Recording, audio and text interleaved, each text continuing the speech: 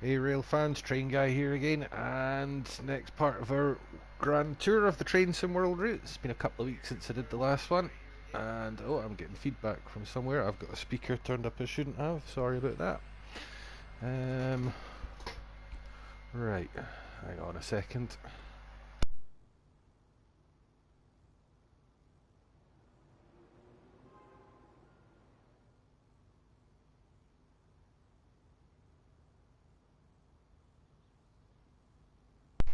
Right, let's have another crack at that. Okay, so we've only got a few days to go now till the high speed southeast comes out, so we need to get cracking on with this. So oh no, we don't want any weather, we don't want rain anyway. We'll have cloudy, I think, for this one. Too many wet and rainy days in the recent ones. Snowy days rather, in the recent streams, and they've not all gone too well. Hello, Links Fortnite, Depth, hey, good to see you, man. Welcome all to the stream. Going to be a little bit freight focused this one, for a number of reasons. Partly because these routes, the DLCs were kind of freight focused for them as well, and I'm going to be using some of the add-on, whatchamacallits. So, starting off with the 155, we'll be going west from Finnentrop to Hagen. Hagen will switch over to an intermodal train, run it as far as Wuppertal. Then from Wuppertal, you can actually, in real life, get on board an S-Bahn train in Wuppertal and get it off at Bochum, which is where we'll pick up a westbound express train heading in the general direction of Cologne, which will set us up nicely for the second last part. Still at work, mate. That sucks, man. Don't get into trouble on my account either, please.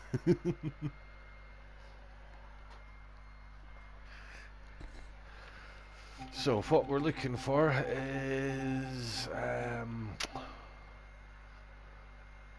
that's going in the wrong direction. I want a coal train, but I want one going west. Oh, I don't think I've done any of the westbound ones. I don't like doing them blind on the stream, having never done them off before, because that's when things tend to go wrong. I was hoping for a coal train, right? I think we're just going to have to take a bit of a gamble and grab a coal train. Hope for the best. When's the next one? Kreutzel to Hagen, 16:25. So there should be a fair amount of traffic around that time of the day. Get some rush hour.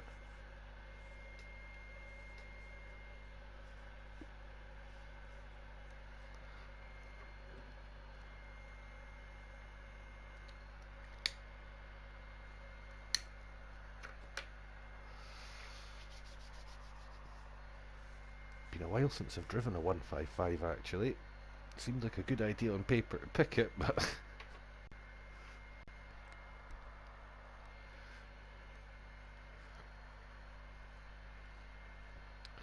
good thing, of course, about these freight services, though, is you're not always under immense pressure to just get up and going straight away. You've got a minute or two to play with usually.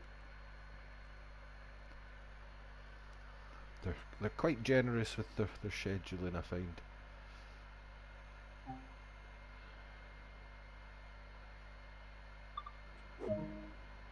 Okay, so we'll just leap straight in, and first things first, get the headlights on so everybody knows it's a live locomotive. Get your gauge lights on.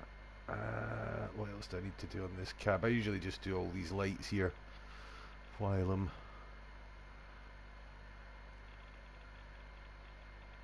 just playing around with switches and stuff. Right, gonna nash down here to the PZB controls. Now, according to the game's producer, you're still supposed to run it in mode U even when they're empties, because it's to do with the way the brakes and things are set up. So the coal trains are mode U trains, and I always run them that way, empty or full. Just lift the seat up a little bit. and I'm going to change the braking force selector to give us a little bit more brakes. Not going to touch the traction force just yet though, I don't usually do that until we're underway. Got a horrible feeling I've forgotten to do something over here as well. Tell you what, we'll open up one of the windows.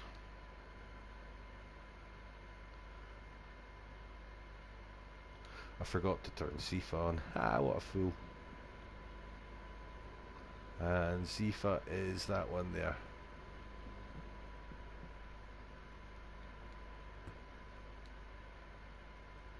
So this one has a key for the driver's brake, which you need to engage.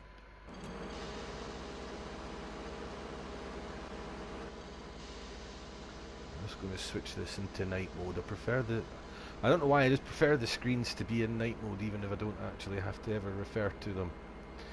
So we'll just we'll let the brakes off and we'll just give them a minute to release.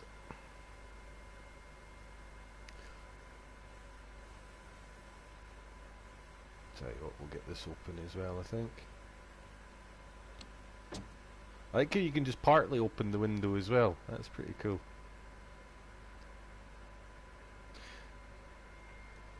Right, there's no gauge here to tell you when the brakes are fully released all the way down the train or what have you. It's just a case of sort of sitting and waiting, and these gauges are a bit blurry and rubbish anyway. Oh, okay, Lynx, enjoy your football, mate. So I don't always focus too much on the chat when I'm blethering. I don't have it on the same screen, I'm afraid, but hope to see you later on. Oh, I didn't mean to do that either. Rah. Live entertainment, folks. Okay. Brakes should be off by now. I think I've done everything else I need to do.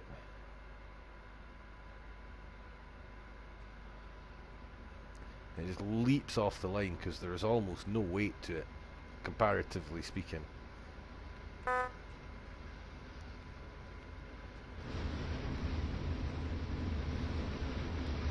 That's what I love about Train Sim World 2. You can feel the difference. You see these are empty hoppers and you can absolutely feel the difference performance-wise between a train of empties and a fully loaded one.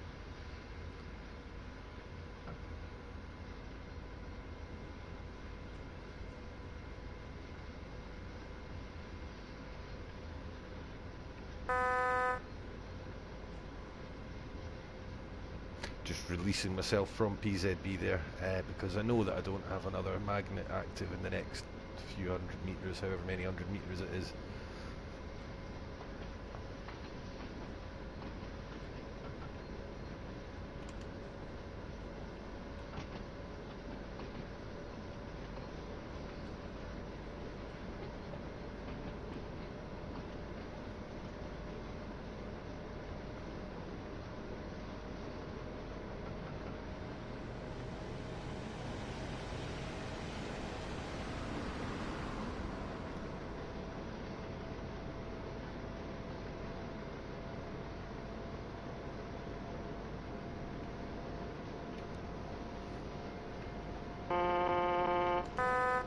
So we're well and truly underway now, so I'm just going to turn the traction force selector up a bit.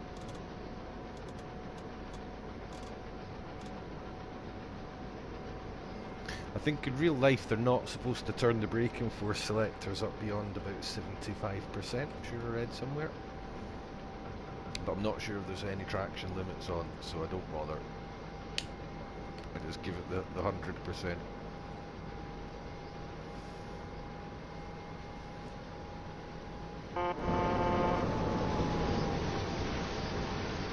Quite a long train, this one. I'll need to flick back to the cab momentarily to make sure I can see the signal coming up.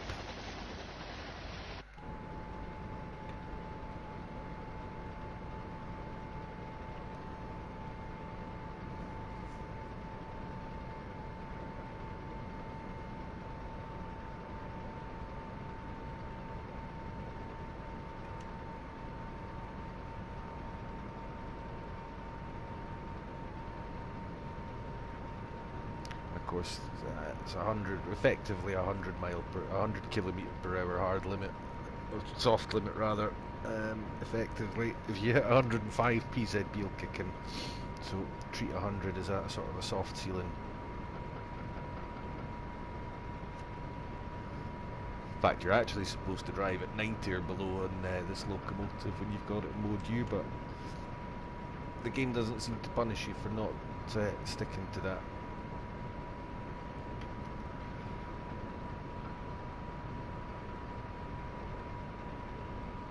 So of course with PZB running, be aware of the upcoming speed limit, and in fact there's no harm being ready to start slowing down ahead of time if you've got a big heavy train behind you.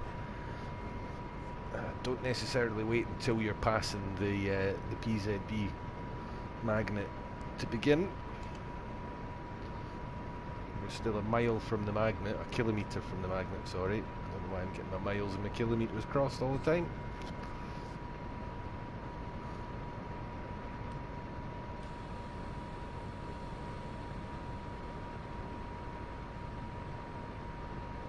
So, knowing that there's a PZB limit coming up, I'm just going to start braking long before I reach it, because I need to get down to 55, and I know that this is an area that is guarded.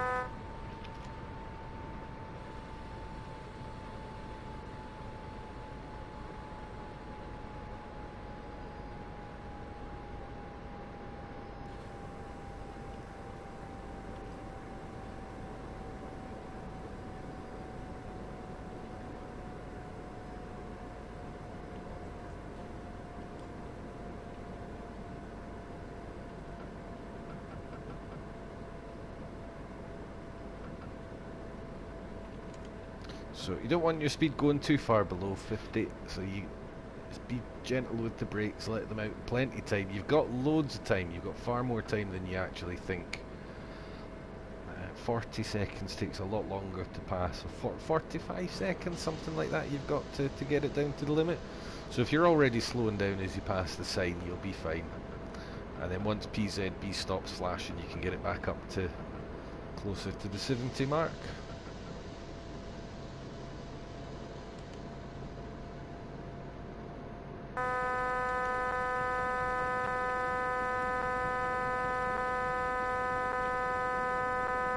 And that's what happens if you're in mode U and you touch 55 while you're still under PZB, you get that.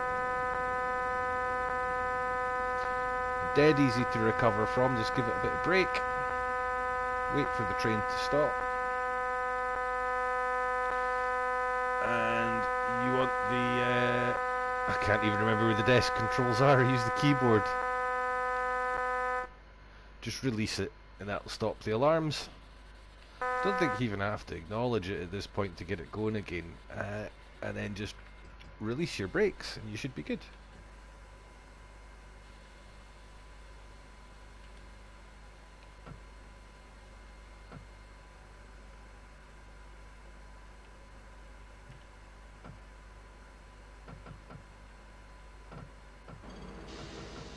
Just remember the tap changer won't work until it's been back in the 0 position.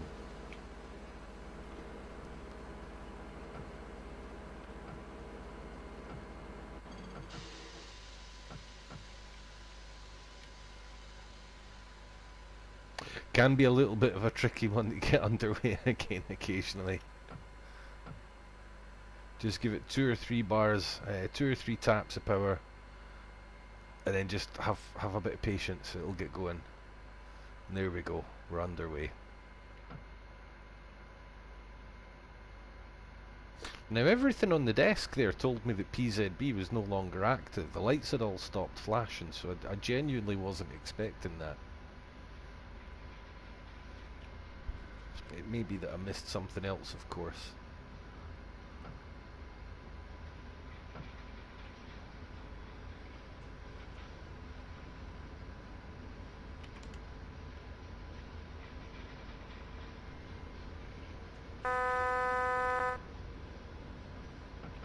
Right, it's fine. We seem to be completely free of the influence of PZB now, so we'll just get the power back in.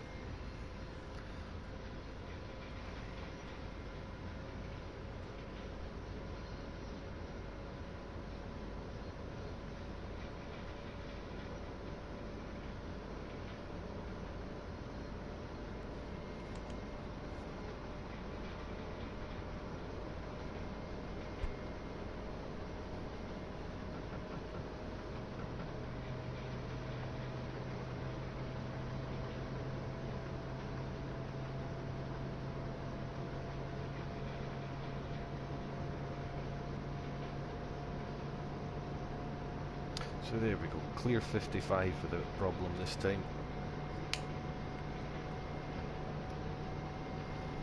Mildly annoyed because I'm not certain. I think that was just the PZB not displaying properly on the desk in the HUD. I think.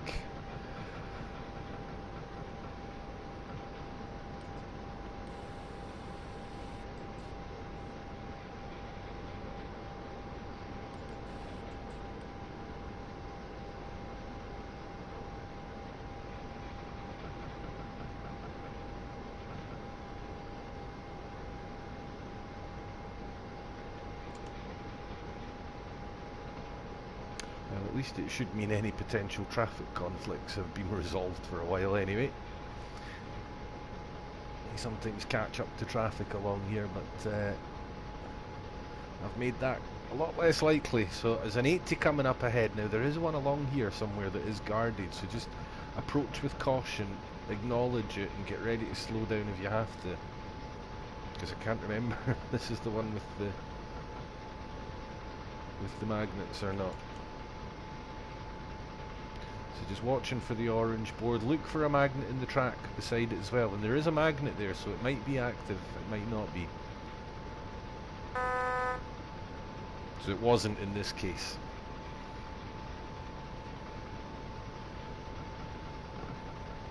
But occasionally they are, so just handle with care.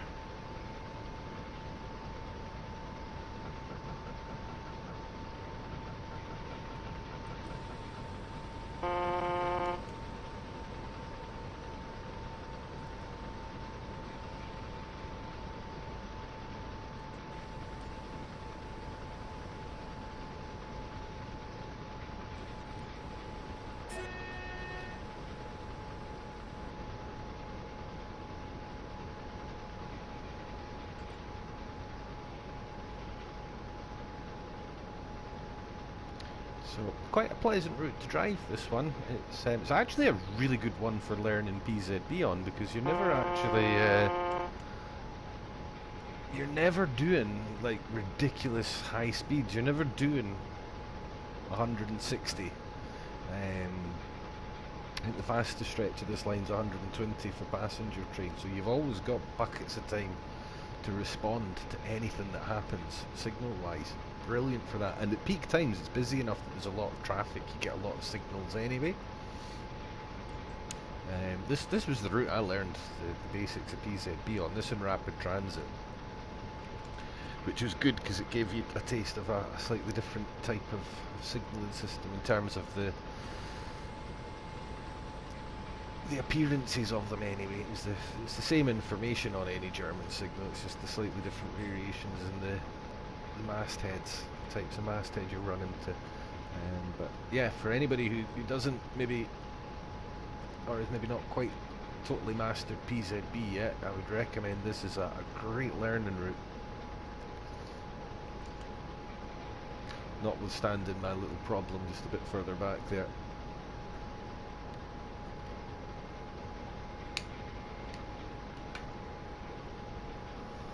Especially because it's got so much, it's got mixed traffic as well, so you'll have the Mode U freight trains, the Mode M freight trains, and the Mode O passenger stuff as well. And there's even even shunting now. The 363, it's actually got probably the second best second best in terms of content for the shunters that we've had so far. I'd still say the MP15 and the BR363, those are probably the two best shunters packs, by a country mile I would say, in fact. The two best packs for, or they make their respective routes the best shunting routes, should I say. Closely followed by the one on main Spessart, and its name I can never remember, or his number I can never remember. Charlie O'Brien, hello, welcome to the stream, good to see you. Trying to squeeze in the last couple of bits of the this grand tour before Thursday now. Okay, so we're on a slightly quicker bit of line, we'll just pick it up again now. Put the boot down slightly.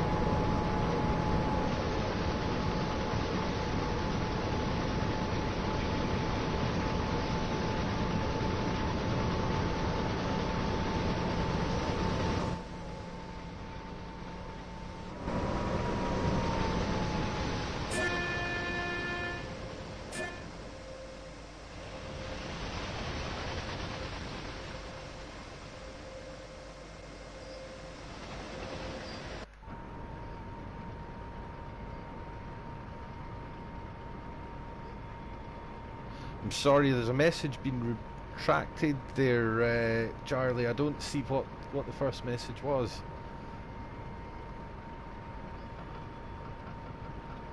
I don't have my chat window on the same screen as the game, I'm afraid, so I'm prone to not seeing things as they pop up.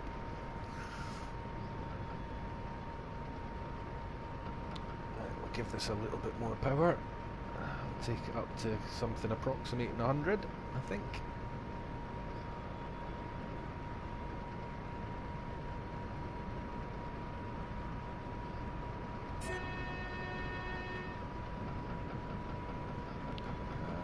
Take the power back out because we are going down a hill.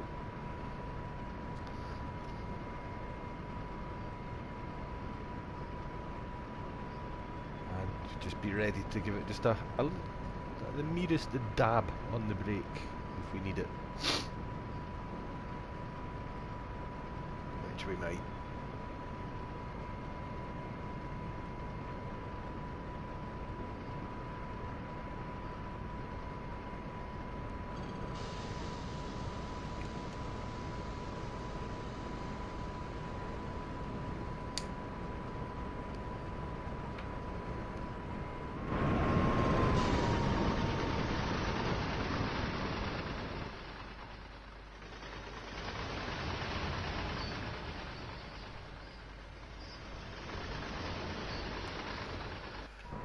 Listen to that, the sound kind of comes and goes in waves there as the train passes. That's discombobulating slightly. I don't actually often play with my headphones on when I'm off stream. I've usually got something on another screen next to me, you know, YouTube or Netflix or something like that. So I don't always hear the finer details in the sound until I'm doing it here with you guys.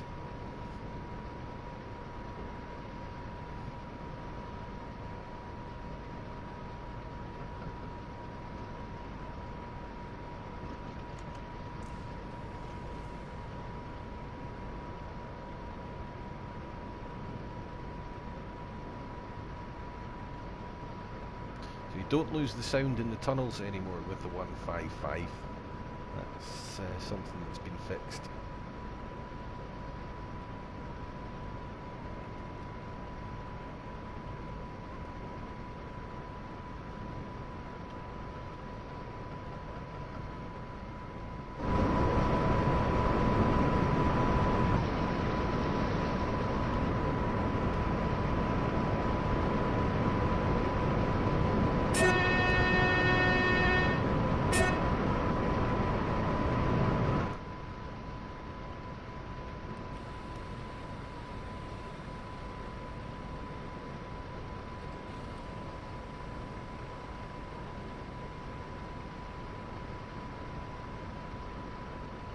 So the signpost we just passed with the flashing 10, that's a warning to faster trains, get your speed down to 100 or less. Because reasons. We are coming up to a speed limit reduction that we'll have to obey. Again, this might be a PZB one, I don't honestly remember. There's a 70 that's not guarded, remember that. But the prudent thing to do is to start slowing down in a safe and controlled manner, and plenty of time so that you're not having to ride your brakes.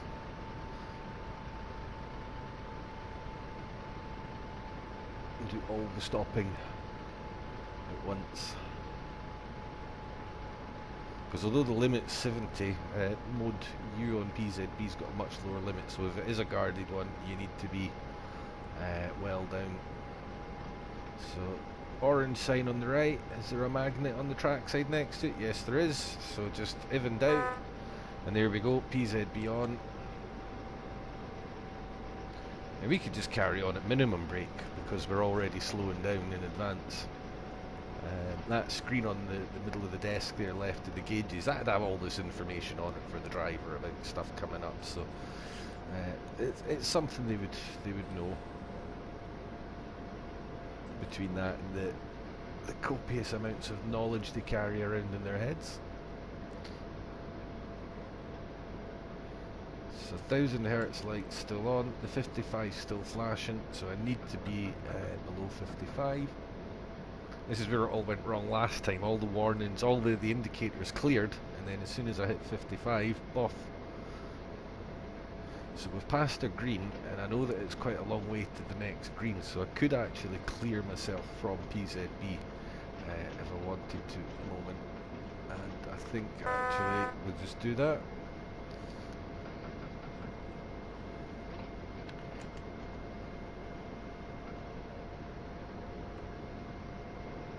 As long as you know there's no magnets within, it's just under 800 meters, it's 700 and something exactly, you can release yourself. Because that was a speed control signal, I knew that the next one wasn't going to be for a while yet.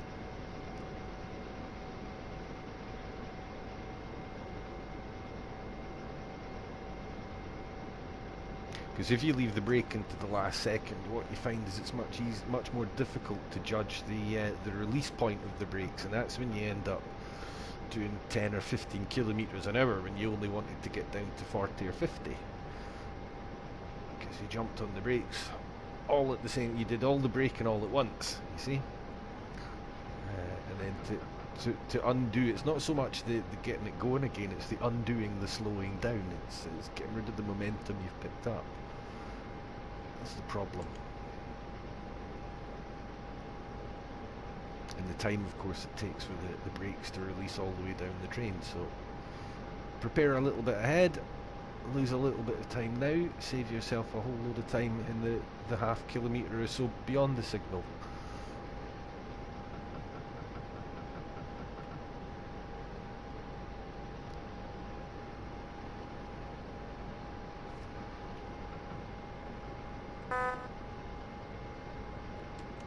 In fact, I didn't need to acknowledge that because there was no magnet in the on the ground next to the track.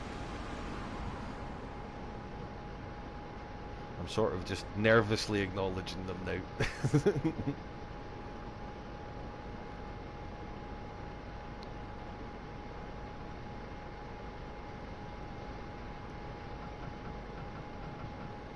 Okay, I'm being kind of actually way too timid with this train. I've just not driven it in so long, and it's such a different machine to all the others.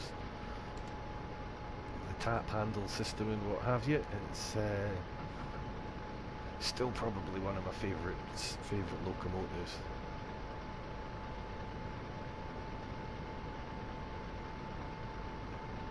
Whoa.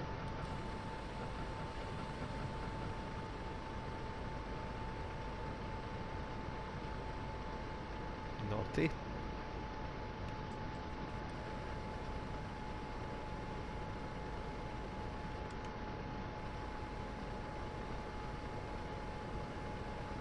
So 20 kilometres to run, we're about halfway there.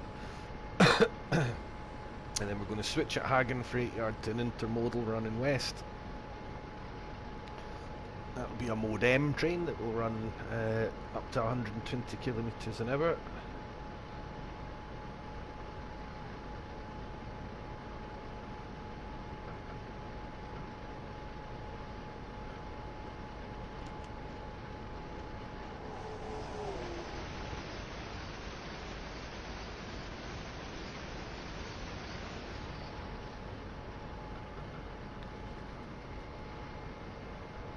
And then the last bit that I'll try and squeeze in tonight, we'll do the hub strike grinder. That's a really quick one.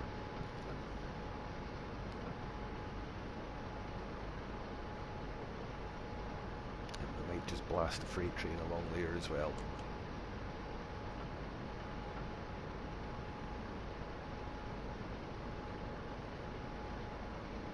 Because why not?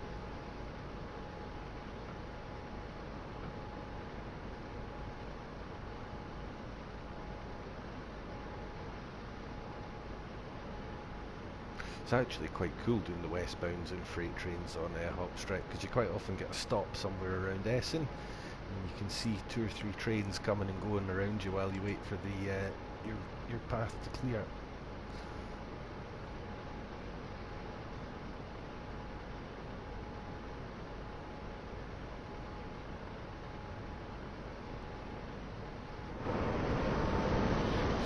epic, mighty long signalling blocks here. It's 4 kilometres nearly to the next signal. It's been a while since we last saw one.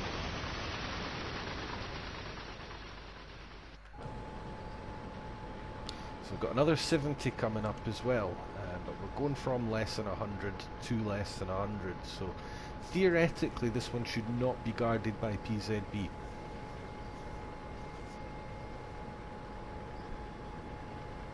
In practice, occasionally they are for various operational reasons, or because somebody put the wrong value to a magnet. That's been known, I think, as well.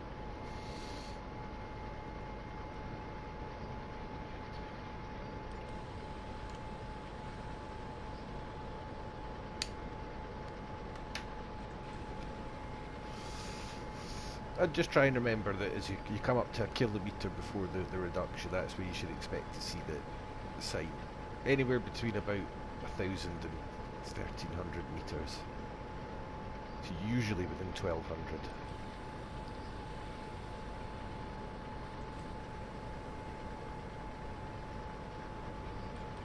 Going down a fairly steep gradient as well, so I'm just going to give it a little bit of air in the brakes to arrest that, and as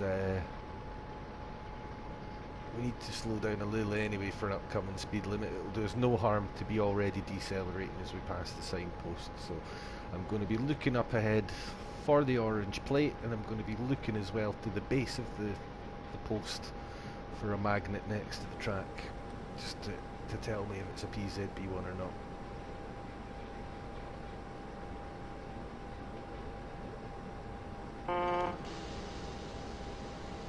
So there's no magnet, so I'm not even going to press the button, and it also means we don't need to get down to 50.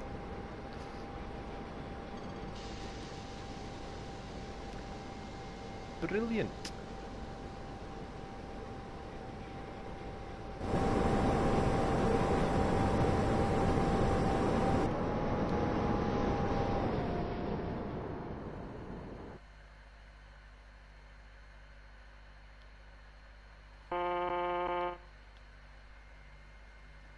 Can I see the next signal? Yeah, that's fine. As long as I can see the next signal, that's fine. We'll have a bit of run by action, because I don't do enough of these with the German trains, just because I can't really afford to not look at the track ahead with the PZB running.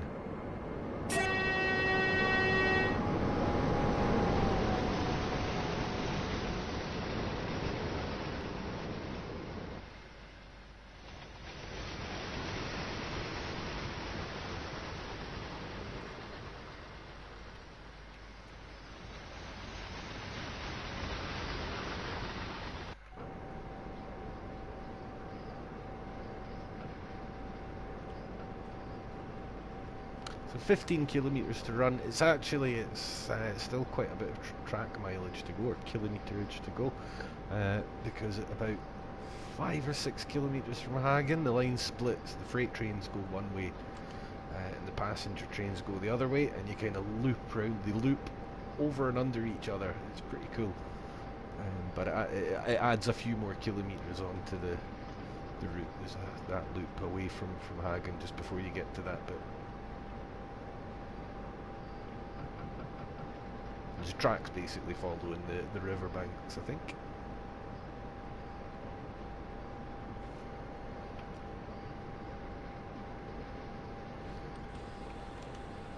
So giving it a dash of air even as I go across into an 80 zone, just because it is quite a long train, so it's going to be 2 or 3 pylons you're going to be past before you can pick the train speed up. Obviously just let the back end completely enter the speed area. In fact, it's more like 4 or 5 pylons, because they're spaced fairly close together up here. And this is one of the longer trains on the route. Probably the longest, I think, actually. Maybe the mixed log and equipment trains are about the same length, but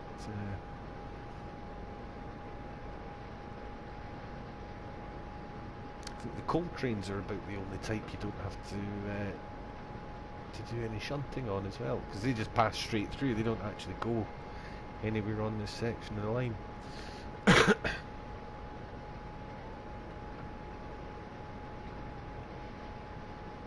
I did wonder if they would maybe put something in with taking coal hoppers down to the power station, but apparently that power station's actually not used in real life anymore, so they didn't. Although I think you can walk down there.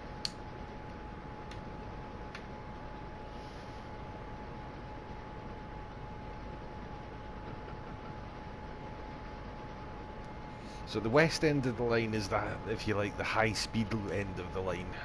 Most of the sort of the two-thirds of it at the east end are sub 100 kilometres an hour, and then the last sort of 10 to 15 kilometres it picks up a little bit. If you're in a passenger train, you can get up to the almighty speed of 120 kilometres an hour.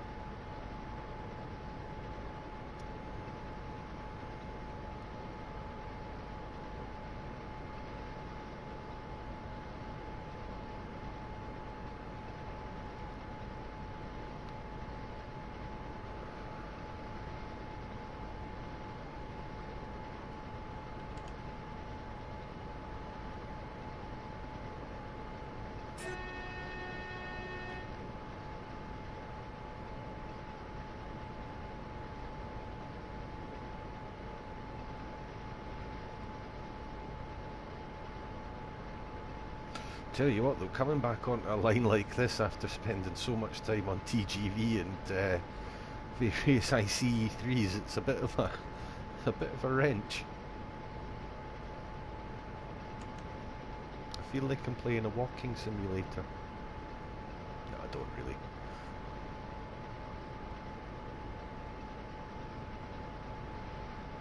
I forgot what a pleasant route this was though. It's a very nice route to drive. And of course, as I said at the beginning, this locomotive, the 155, is such a hands-on machine anyway. On a route like Ruhr-Signord, this was just an inspired choice, this locomotive for this route, because you are always driving it. At no point can you just go, okay, that's set for the next 20 kilometres, I'll just put my feet up and bang the switch on for a while. No, not with this one. You are always doing something.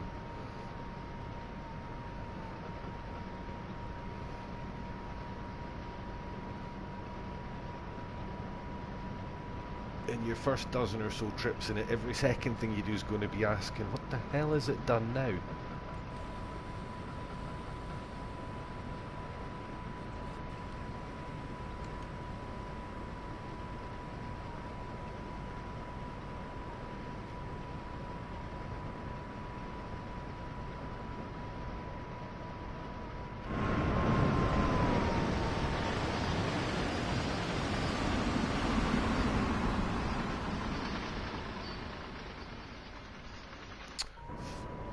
Camera would jump straight into a tree branch, eh?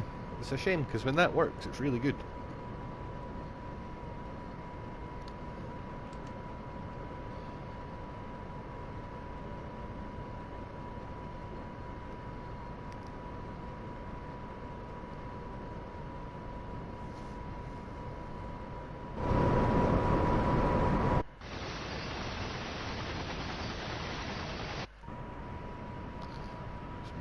See the signal as it comes up.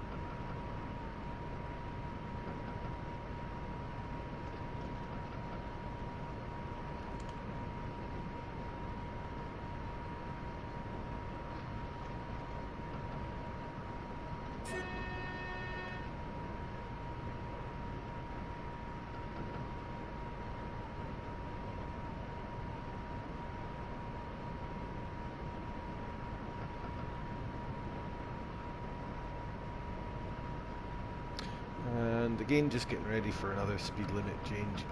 This is a fairly gentle one.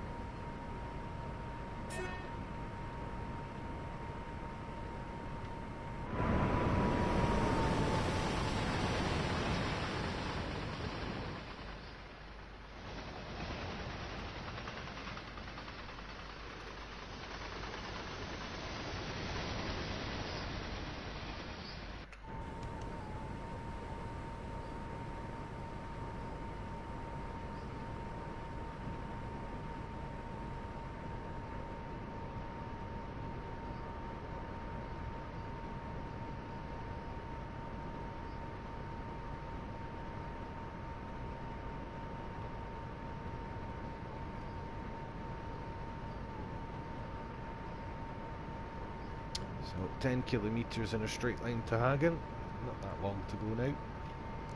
And the freight yard's actually it's nearly 2 kilometres away from the far end of the platform. It's a fair old distance, or a fair area that Hagen covers. We won't even actually see the station at the end of this run. We'll only see it when we take over the intermodal train. Oh, there's the 363 over on the left there.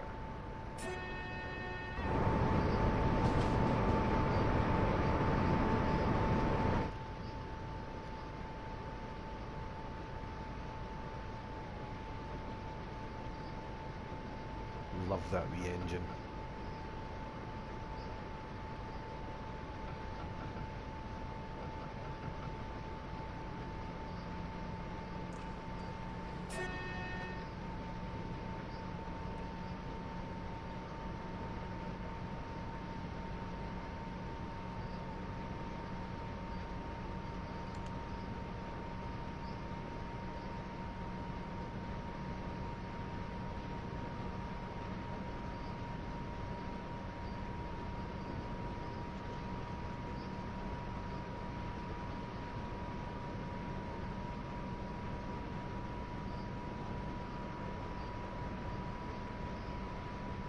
So going into a 120 zone, but of course I'm not going to be taking it over 100 for fear of tripping BZB, because it will go off very suddenly 105.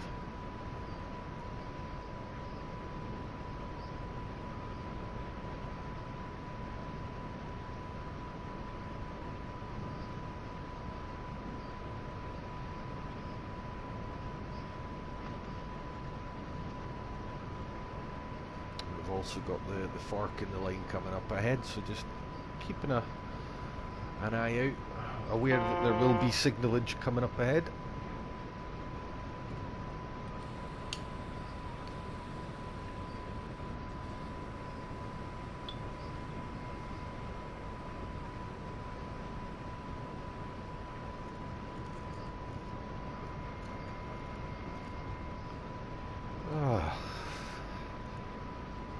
Tell you what, I've enjoyed this wee tour thing that I've done though, because a few of the routes that I've been on, I haven't played them for absolutely ages before I did this, and I've gone back offline, off camera obviously, and put in quite a lot of time to a couple of routes that I'd not played for a long time.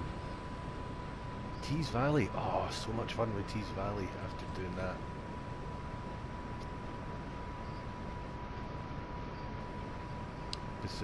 Pacific Corridor as well.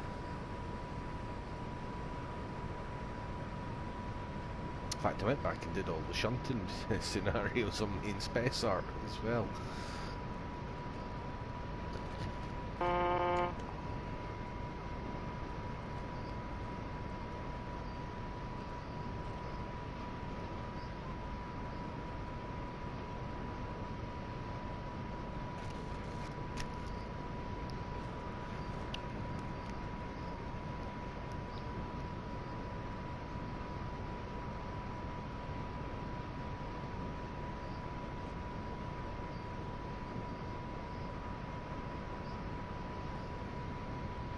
So I'm still getting all greens, but I am kind of expecting to see a mixture of yellow in there at some point soon as well.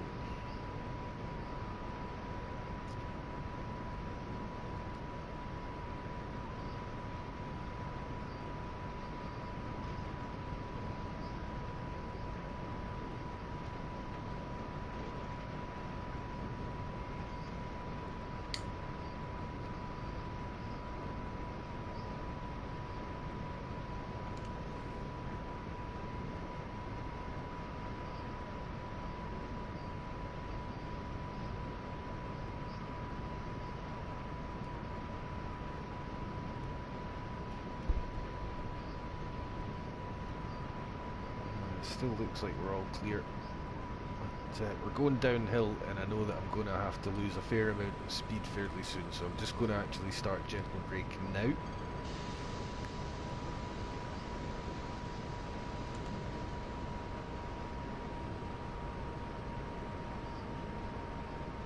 Again, this is just a sort of this is an experience thing as much as anything else, knowing your route, knowing your timetable, knowing what to expect, anticipating it.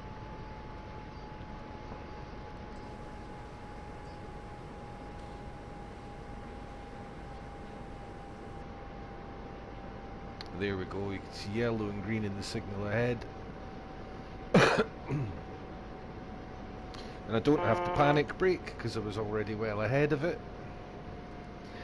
And of course remembering it's going to be 55 or less, so effectively 54 or less, because 55 is the absolute ceiling. You're not allowed to do that, never mind actually exceed it.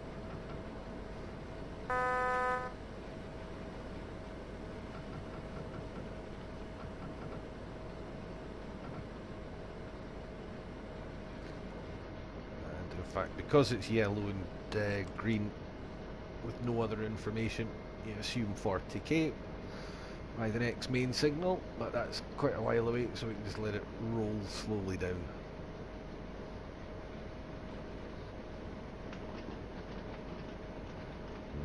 Clankage.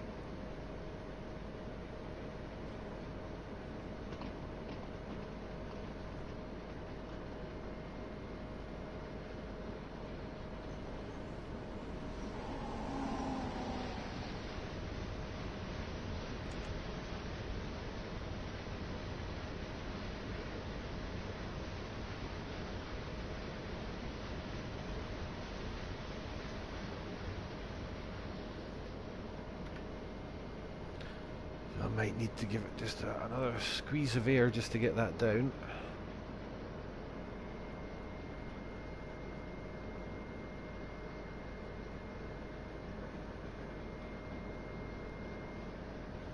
Once you're coasting, it can actually take ages to lose even tiny amounts of speed.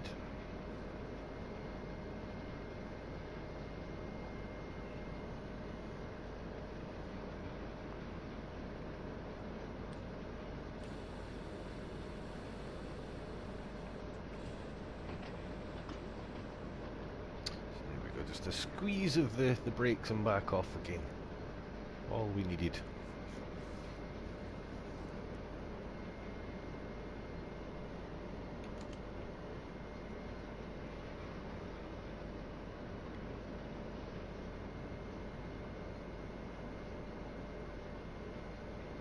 And there's nothing to acknowledge there for us, so just cruise on by without bothering with that one. The next one coming up, it's a distant signal, so of course, as always, will need to be acknowledged. Terry, hello there, welcome to the stream. Have you got a PS5 yet, if you're planning on getting one? No I don't, and yes I am.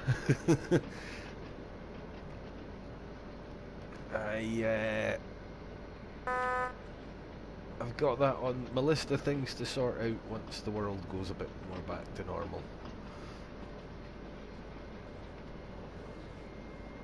But, quite excited about getting one though, because I have seen Train Sim World running on it, and whoo baby. We're going to be getting basically the same as the PC guys going forward. I think once they actually jump over to PS5, the difference between the two looks incredible. I'm not saying a PS5 is as powerful as a PC. I'm saying in terms of, I think what the Train Sim World developers will give us though will be much closer to the same experience.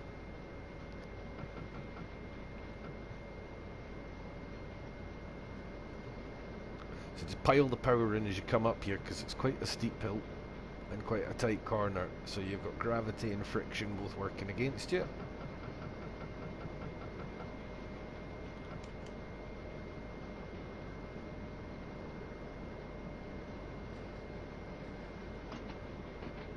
You'll see we're still losing speed because the back end of that train's still coming up that hill.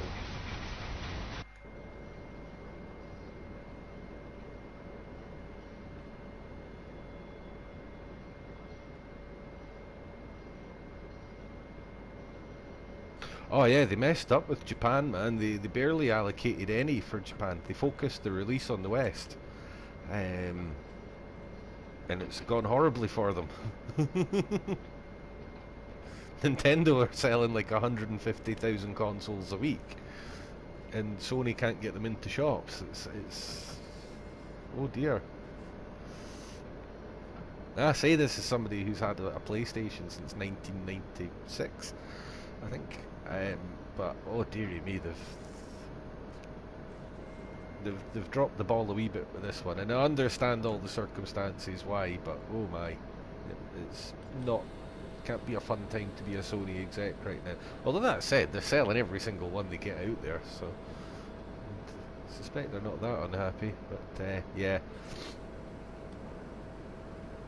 The thing is, there's no other games for it. There's no dedicated PS5 games that have got me like, oh, I absolutely have to have that. When PS4 came out, I had no hesitation making the jump because I could go from 12 aside to 32 aside on Battlefield, which I played all the time back then, and I was getting the bigger maps. It was like a no-brainer. It was getting like a totally different game. So I leapt in with both feet. But PS5, honestly, till I'd seen Train Sim World running on it, I wasn't even intending to get one in the first year. I'll probably just get the digital version, pal, because I don't actually... Do you know what? I've bought, I think in the whole of the PlayStation 4 generation, I've bought less than 10 discs in 7 years. And 5 of those were Formula 1 games, so I could get the steel books.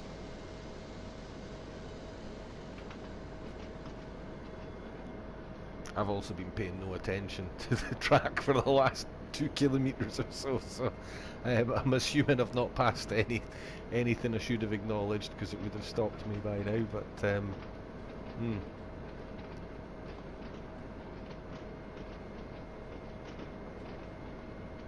Oh yeah, I'm not paying scalpers prices, man, fuck those guys. People want to pay that, it's up to them, but nah, not me.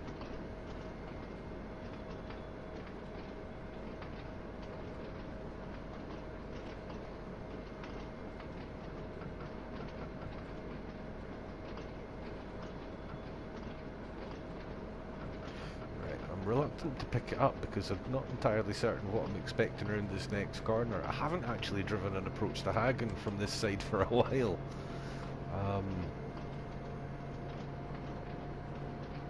Right, what could possibly go wrong? I know that signal's not for me, the red up ahead, so that's okay. I'm reasonably certain that yellow's not next to my line. No, that's a way out on the right there. Okay. Oh no, wait, it could be because it loops back round, doesn't it? No, it's not mine. That's fine.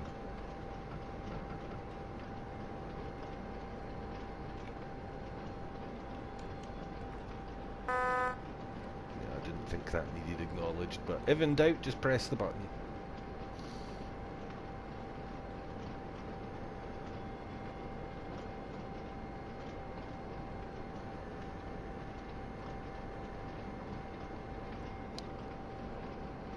Is that a 37 in your profile pic, Terry? I'm looking at it on a tiny wee screen, so I can barely pick out the detail on it.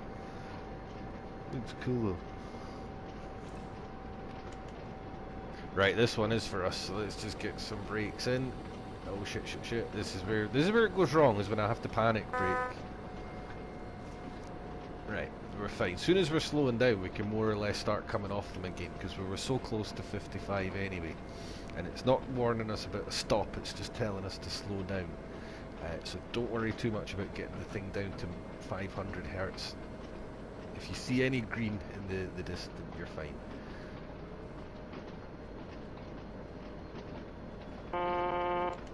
Ah, I thought it was the same. My train recognition skills are improving. I have said this before, but believe it or not, I only really recently rediscovered my childhood love for trains a couple of years ago when I got into Train Sim 101.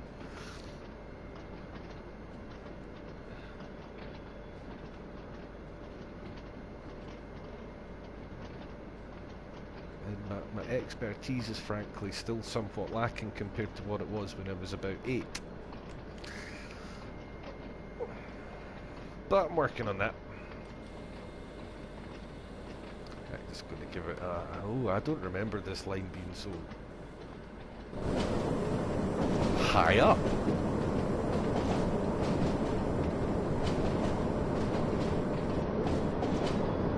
So that, over on the right there, that's where the passenger trains head into Hagen. Oh, there's one there now. That's where they also come out of Hagen.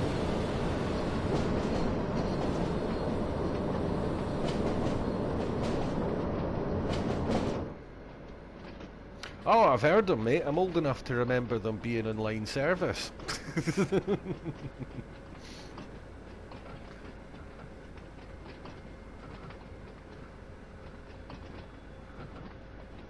think they were mostly gone by the 80s, but there was still a few of them knocking about in the regions. I know they were off passenger duties by then, but I grew up not a million miles away from Miller Hill Depot, and everything went in or out of there at one point.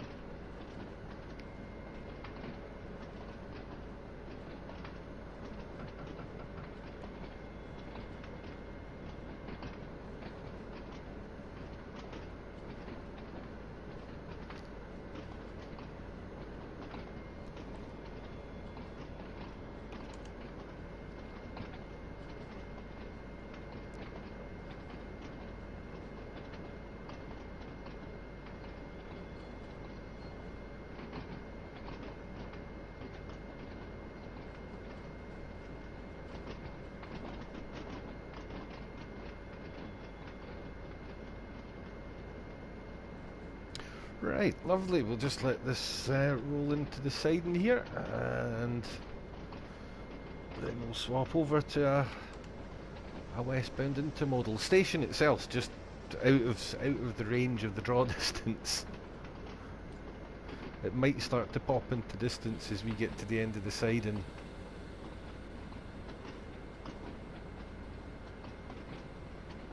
Might start to pop into distance. It may begin to render in to view even.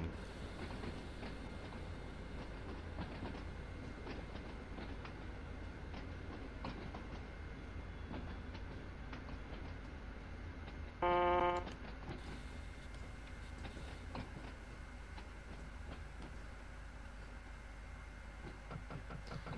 not sure how close up to the line we have to actually go. Sometimes it wants you within about 5 meters of the stopping point. You have to be basically right on top of the damn thing. What a stop.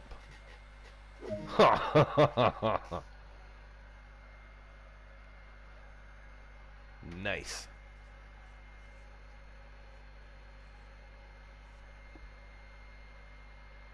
Still sometimes on passenger trains. Is that like rail tours and specials, or is that actually still in timetable service? That's unreal. I thought they sent all the knackered old crap up to the Scottish region. I know it's not the Scottish region, but they still seem to allocate the rolling stock based on the old regions, quite frankly. based on where the nice, fast, shiny new stuff always seems to go, and who gets who gets the refurbished old crap from the 70s.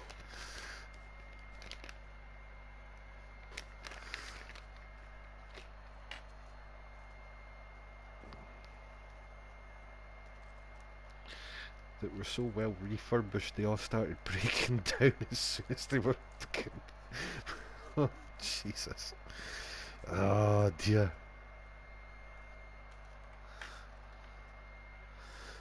Oh, I love it.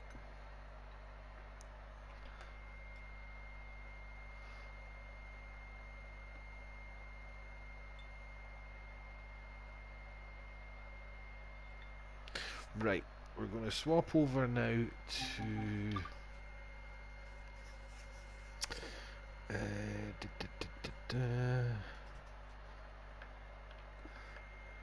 oh, out the window. Christ. Are they still pulling the old carriages that you can slide the windows down as well? My word.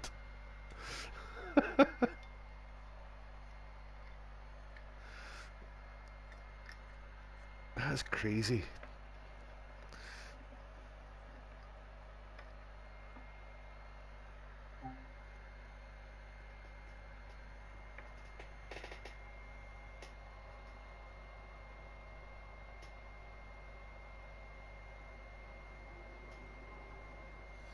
Right, so what do we want to do?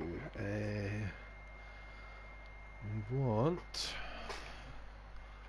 to come out of there first of all.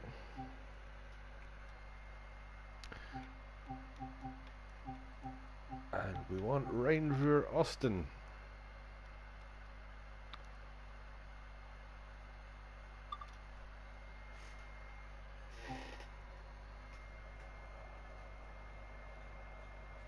So this is quite a cool little route if anybody's not played it or seen it before. It's a split route, so it feels like quite a short one at first. But what actually happens is there's two paths through it. There's main line and freight sticks to the fast lines to the north, and there's an S-Bahn line on the sort of the southern half of the split section, and then they come together at the Wuppertal end, so they're all running sort of side by side. It's a big goods yard about 8 or 9 kilometres away from Wuppertal as well, which is pretty cool. Sometimes your freight train will be routed through the yard, sometimes you'll bypass it altogether. When you go through it, it's kind of cool. There's a huge crane thing doing its stuff as you drive through. So less jaw, let's get on with this. I'm well aware that the high-speed Southeast preview stream's on a bit later as well, and I'm sure everybody's going to be watching that, which is fine. I want to get some grub and stuff before that starts. So we'll stick with springtime, I think, and we'll drive the 185.5 MRC. That's originally came with this route, I think. I think it's one of the pack-in trains that comes with this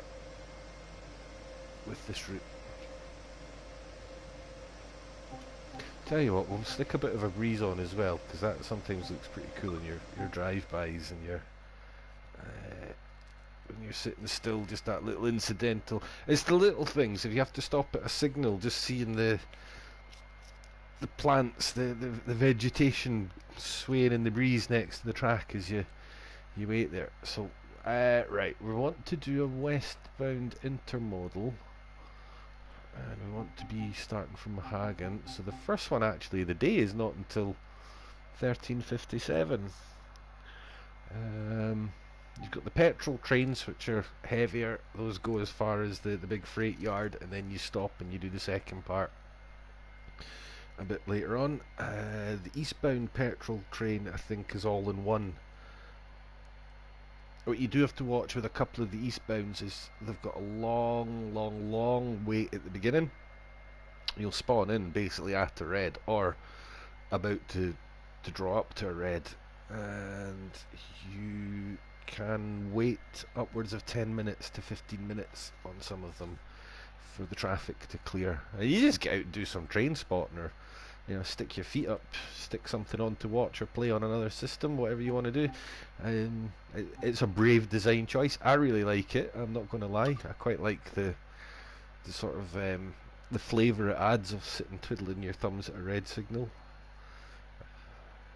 I'll usually use it as an opportunity to go make a cup of tea or something, or you know, watch YouTube or something like that. End of the day, you gotta sit through that if you want to complete everything on the timetable. They're the only things I do complete the timetables. I tend not to finish all the scenarios. I think there's only one or two routes I've done all the scenarios for, actually.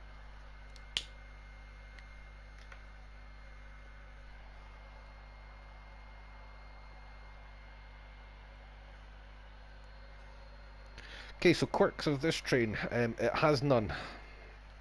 It's a 185. It has a slightly different sound balance to the default 185. I haven't actually tested it in Train Sim World 2, so I hope this isn't one of the ones that's really broken. So 21 wagons, 311 ton meters, and 755 tons. So under 1,000 tons, I'll run it in Mode M. Is the sort of rule of thumb thing that I use. So we'll just get started straight away. I'm going to open the window up so we get clankage and things, because I know that the sound balance is still a bit of an issue on some of the preserved stuff. So we'll just set the lights on. Don't worry about any of that stuff just yet. We're going under the left hand side of the desk. No, we're not. We're going under the right hand side first. And just check that PZB is in Mode M.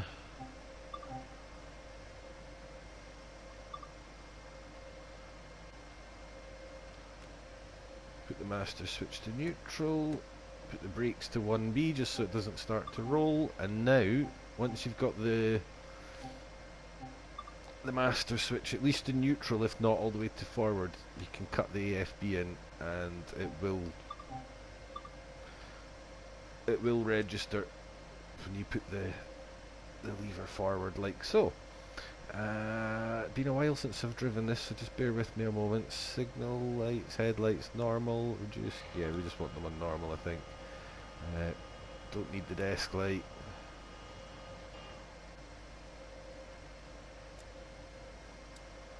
So PZB, don't turn it on until you've set the mode. If you switch it on and then change the mode, it won't register it, and it won't. I don't know if it buggers it up or not entirely, but it certainly won't run the way you're expecting it to. Oops, wrong key. Right, so there's our locomotive, and there's our 20 intermodals behind us, ready to go. We have a clear signal. So we'll just put the AFB in. Brakes off. And give it some power.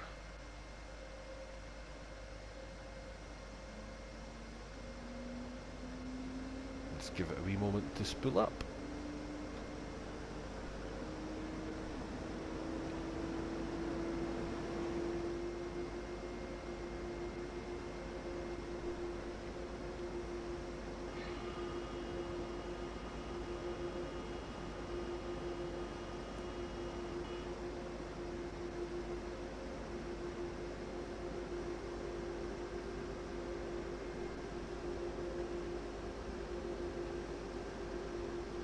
So it can take a wee moment to get underway.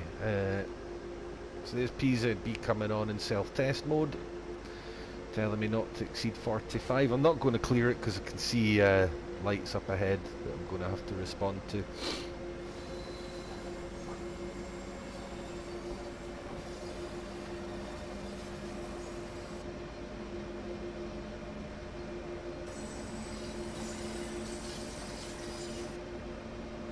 Zugbeeinflussung. SIFA.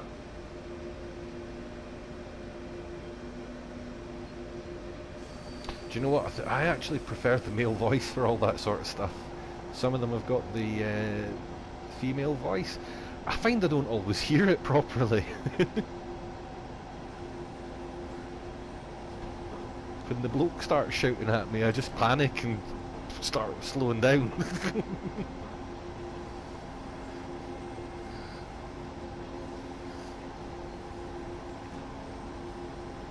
So these signals are basically just keeping us down to 40 kilometers an hour as we leave the yard, essentially.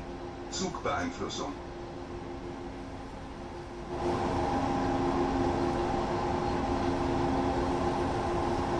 And this is basically just a line that loops around. This I think is actually called the avoiding loop, or the avoiding line, the Hagen avoiding line, and it's for traffic going from to and from the freight yard from the west. It just lets them completely bypass the station altogether.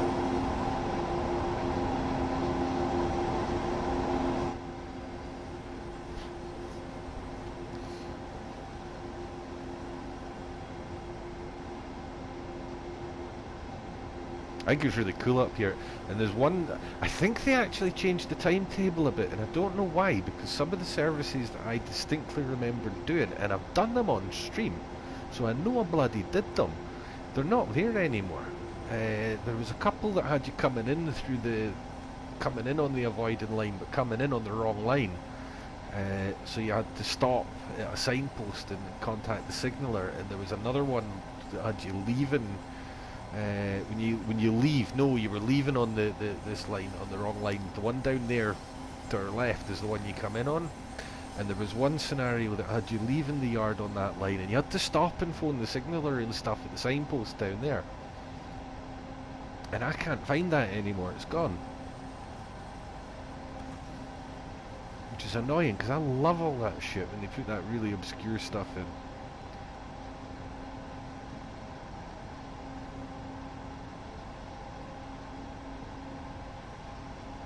So I'm still maintaining 40, by the way, even though the limit's higher, because the last signal I passed told me to proceed at a reduced speed, and I've not seen a clear or passed another speed limit since.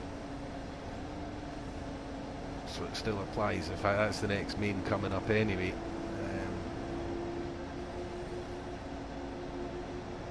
That's still at reduced speed.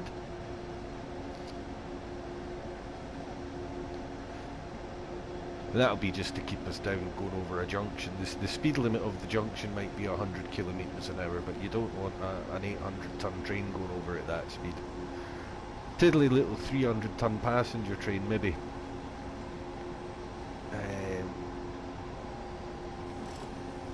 I think 100 kilometer an hour junctions are actually only on high speed lines in Germany. I think that would actually be a 40. That one back there.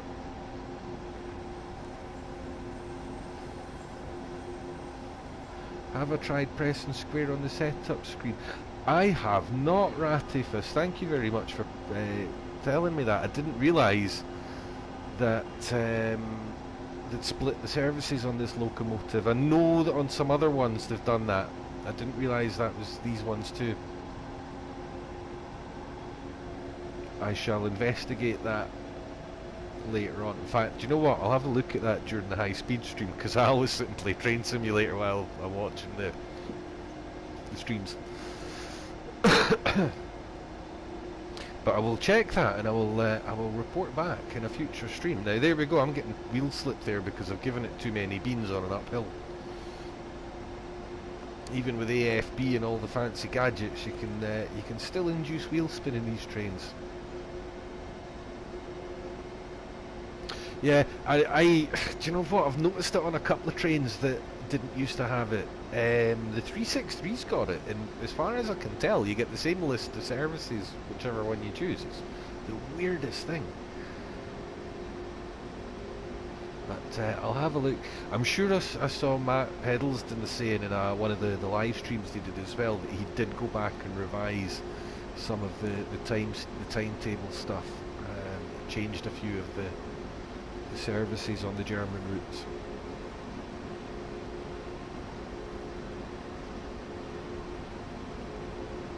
So we're going to peg it up to 120 now. Probably won't actually get all the way. We'll probably hover just below it. AFB doesn't do a particularly grand job actually of speed holding with the freight trains. It's better than it used to be, but it can still be a few kilometres down. Right, so we're up around 100k. I can probably give it full power now. And just as soon as we pass the signal, right, I'm going to race ahead and we'll do a bit of a run by. I'm always wary of doing run bys with German traction because I don't like not being able to see the signals.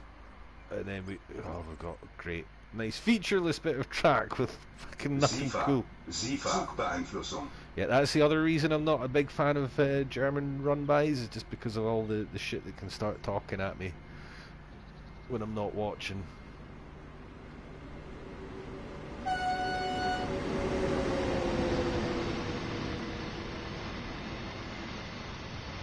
I've got a signal coming up. I'm just going to start randomly pressing this button in case that signal I've just gone past is... no, it's fine. There we go. So it was telling me I was 1.1 kilometres away, but I knew that there was a 4 signal coming up that I couldn't see.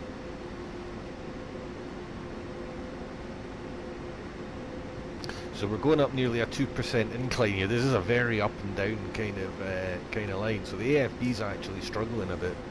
If I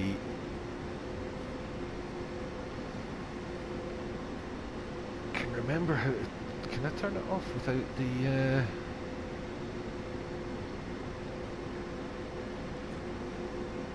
right, turn the throttle off.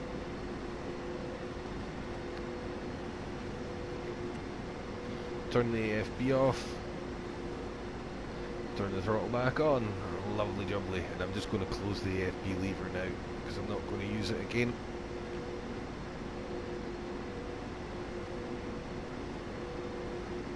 So if we turn the AFB off, we can get a lot closer to the speed limits.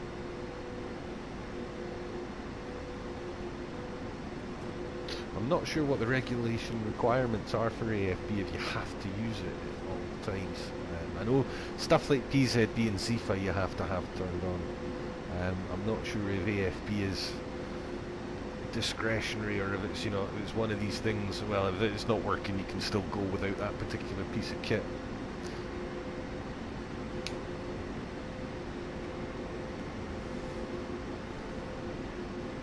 Because I know there's some equipment that if it's not working you can't go.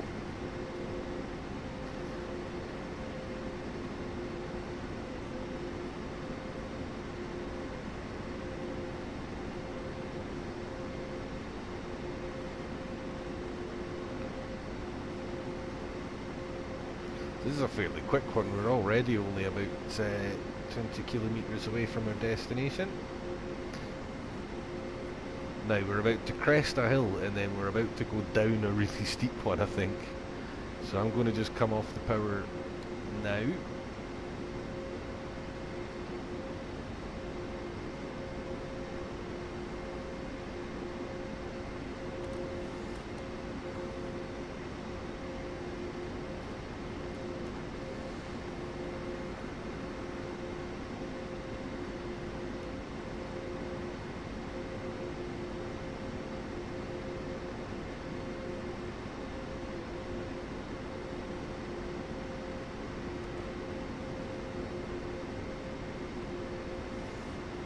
Steep ones maybe a bit further along. I just remember there being like a real roller coastery section you come down.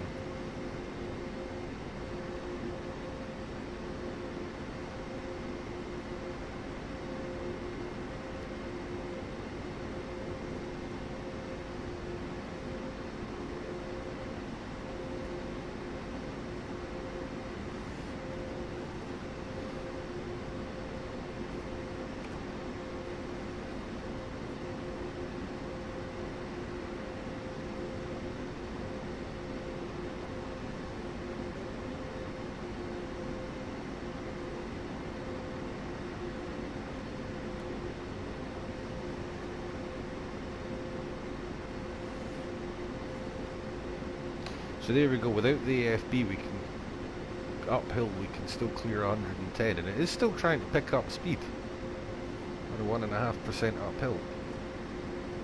With the AFB on it would top out around 105, 110 I think, on a freight train. It's fine for passengers though.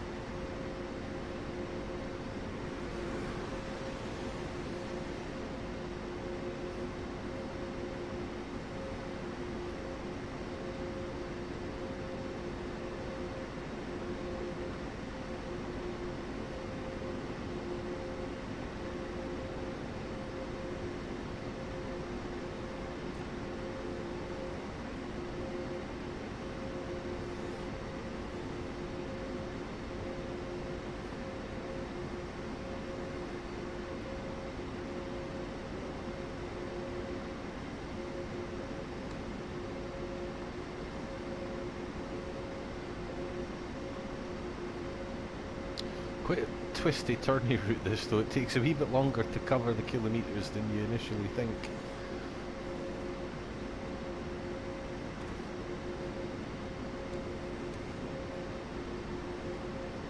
Doing the this is the steep bit. Yeah, remember it now. Doing this in the heavy tanker trains is fun as well. Steep hills. I can't remember which direction they're heavy and which they're not. But that'd be cool. I'm assuming the tankers are loaded in one direction, at least anyway. I've not actually tried them in TSW2 now I think about it.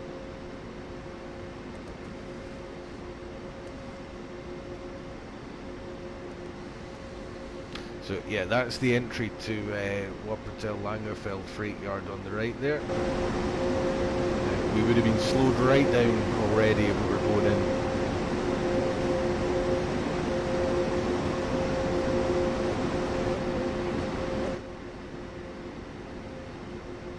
You get diverted off along that line there on the right hand side.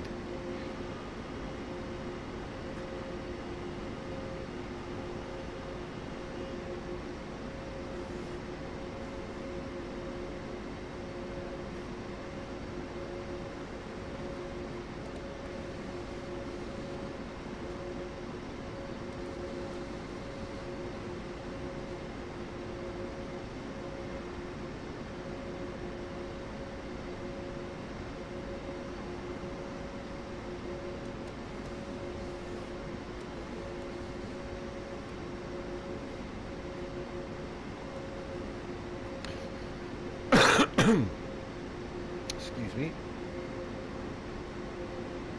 So just being careful on the way down here, because if I run into a yellow signal, I'm going downhill.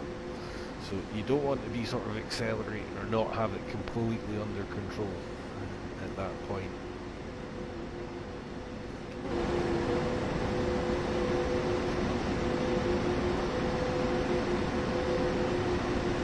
S-Bahn over on the left there. There's the goods yard proper.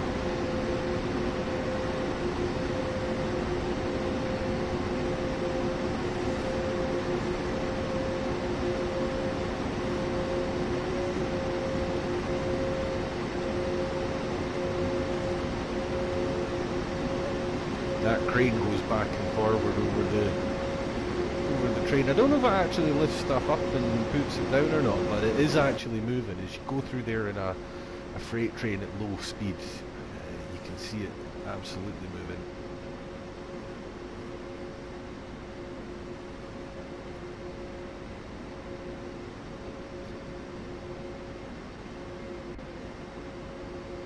Now we also need to get from this line across the S-Bahn lines over to the entrance to the yard we're going into. So if I remember rightly, we do get slowed down quite significantly on the way through Wuppertal. I believe we spend a lot of, or you used to spend most of the last few kilometres at sort of 50k or below.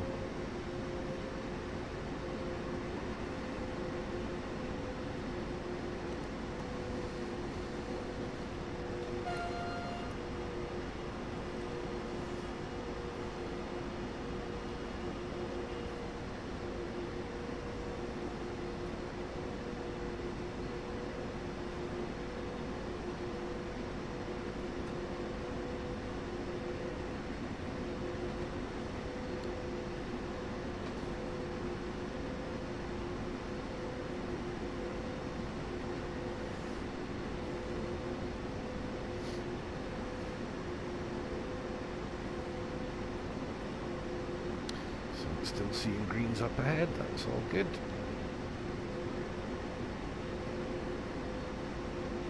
The first few runs through here can be a little confusing as well. There's the suspension railway over on the right there.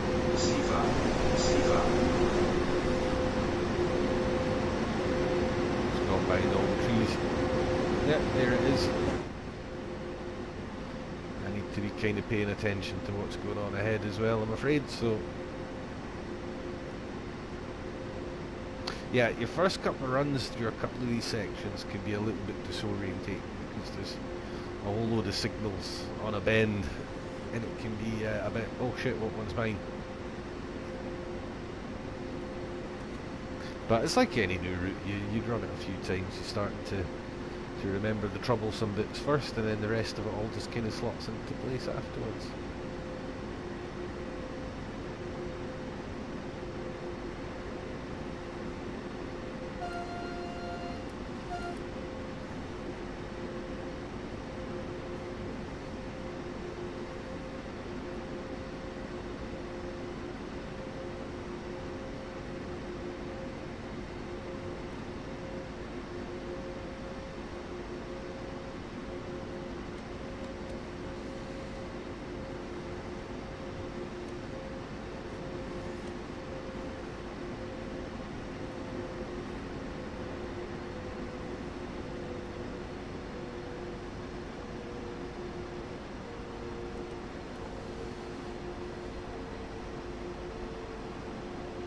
Right, pay attention for speed limit warning signs trackside as well, because there's a few of them in close succession, I think, up here, and they're not. Sometimes you're passing one before before there's one there. For example, if you were paying attention to the heads-up display and not the trackside, you wouldn't have known that was there.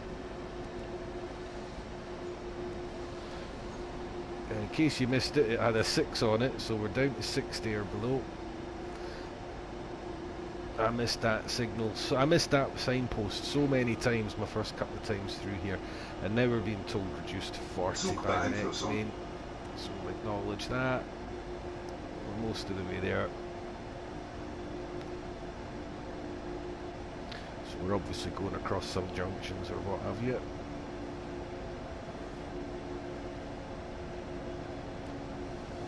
So yeah, one thing this route taught me was the importance of being aware of what's beside the track, even if you've got the help on.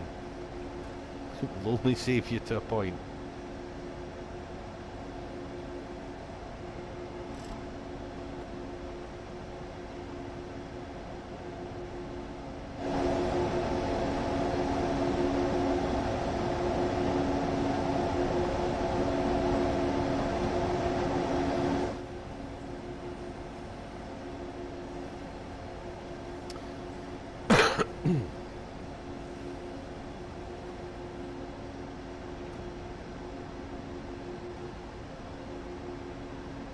Alright, and we're going to have bags of time as well to squeeze in the last bit of the Ruhr tour.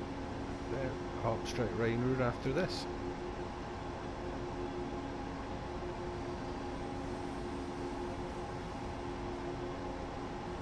Zugbeeinflussung.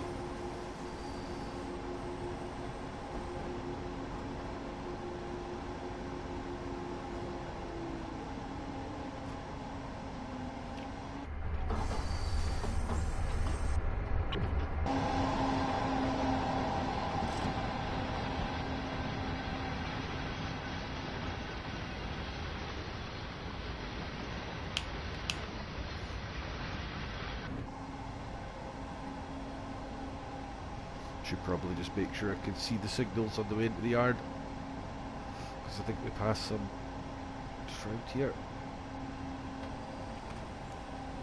It's more like sidings than a yard, to be honest with you, but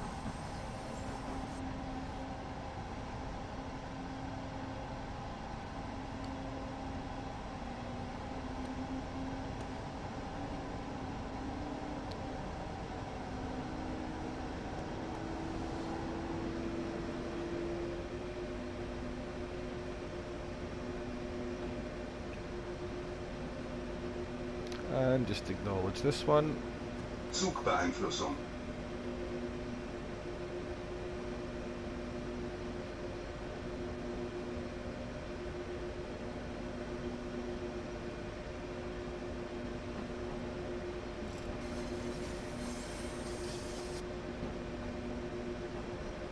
How did I learn to use the German safety systems? Taught myself mostly.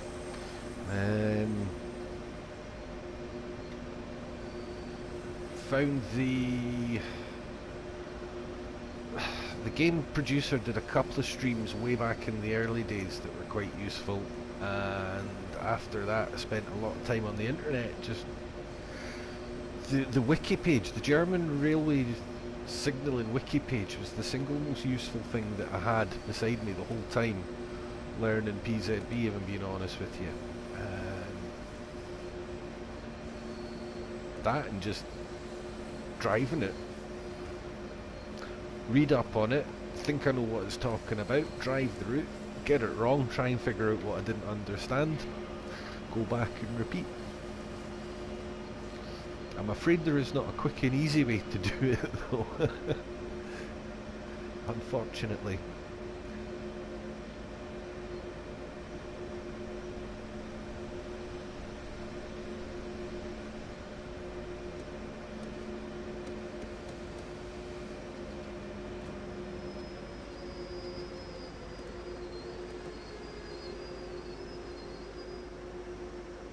Oh, but a metre short of where it wanted me to be, that would have been just beautiful. Let's just nudge it forward a teeny bit, so that goes down to 3 or 4 metres. That's really fucking annoying, because that was going to be such an ace stop. I was going for showboaty there. Could have been worse, because that shit usually ends up with me going through a red or something. Still no, what the hell, it wants me to be even closer. Christ, this is worse than Tees Valley. Probably shouldn't give it the full 10 the way. This is worse than Tees Valley for wanting it to be like right on top of that damn ground signal you can't see at the end of the station.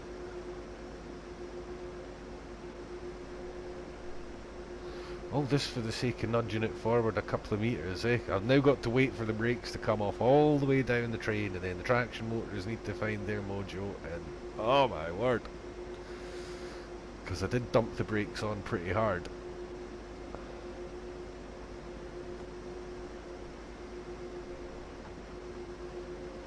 It doesn't actually seem to want to move. There we go. Lovely. Oh, it takes so long to get that thing moving again once it stops. Still got a gold though, so we're all good. So that's a nice wee short. I like that route, because if you've only got half an hour to kill, that's a perfect one to just jump into and do a you know, squeeze a quick one out. Derry, no, they don't make it easy, mate. By its very nature, though, it's not a very easy system. The thing is, it's one of these things, it looks more complicated than it is. Once you actually crack it, you realise that there's actually a really quite a simple logic to it. And the most important thing to remember about PZB, or the most important thing I found I had to do, was to memorise all the different speed limits for the different modes in the different situations. Once you've got those committed to memory, the rest of it's a doddle. More or less.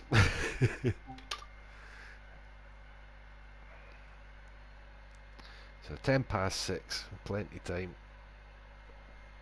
But honestly, man, see the first time that you start a route, get to the end, and you've had all those fun stoppers turned on the whole way, and you get to the end and there wasn't a single mistake, and everything worked the way it was supposed to, and you acknowledged everything you were meant to, and you even cockily cruised by a couple of signals going, nah, I don't need to acknowledge you, and you got it right, nothing went wrong, then it's such an amazing feeling the first time you get it right, honestly.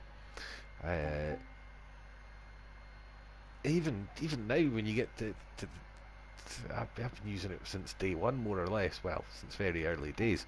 Even now, my favourite routes are the ones with the more complex safeties and advanced systems, just because they're more satisfying to drive for me personally. But it's also a good way to extend the life of the game, I think, because you do. Or I certainly found I reached a point. It's happened to me a couple of times where I just feel like what else is there left to do, but there's a couple of routes you can just always go back to and have a good time with. So, Hupstrecker Ruhr. Now you can actually in real life get on an S-Bahn train in Wuppertal and carry on all the way round. It loops around Essen, and you could get to Bochum directly. which is the end we're going to be starting at, heading towards the it's Duisburg. It goes as far as in the game. But the line basically loops all the way around Essen and comes back to Wuppertal.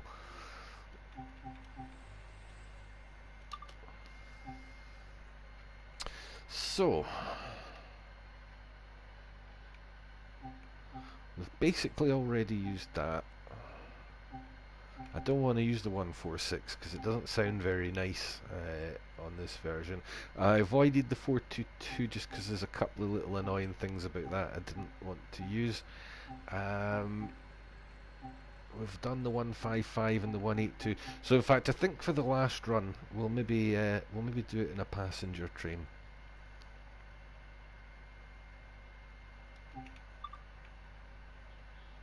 No, we'll keep it fairly straightforward. I'm not going to complicate things with weather and what have you. Not for a train I haven't driven for a long time.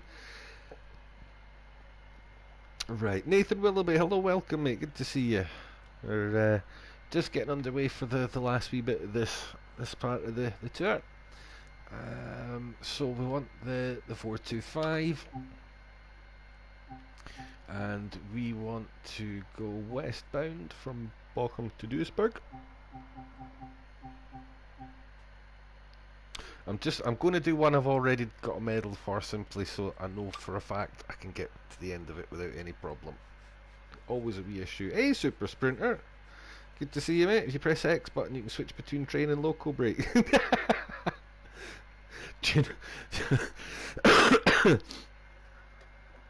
Dearie me. Although that said, I was using the pad the other day for the first time in Donkey's Yonkeys, and I couldn't remember how to switch between the brakes. That went interestingly. Yeah, I'm good, man. You?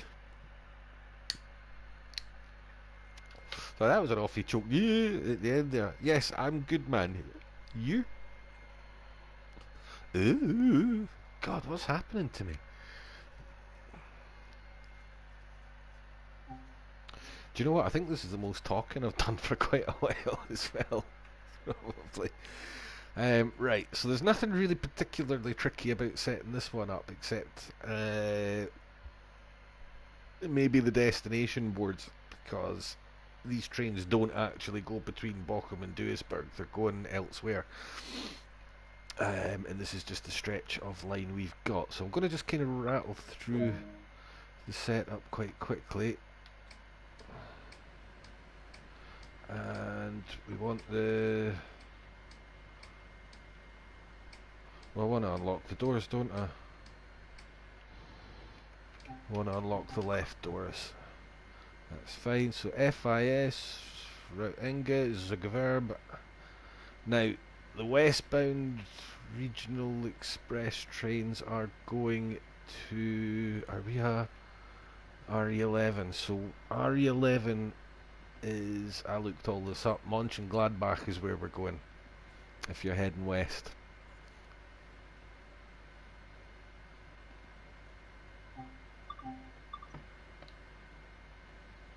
Now, I'm just going to point this thing out up here, 140. Line speed is 160 at some places, but this train is actually only supposed to do 140 unless it's got LZB active, which of course is not the case. I don't have the passenger lights on and stuff either, so we'll just attend to that. There's your passenger lights. Cab light we don't need, just need markers for the daytime, don't need the window heaters.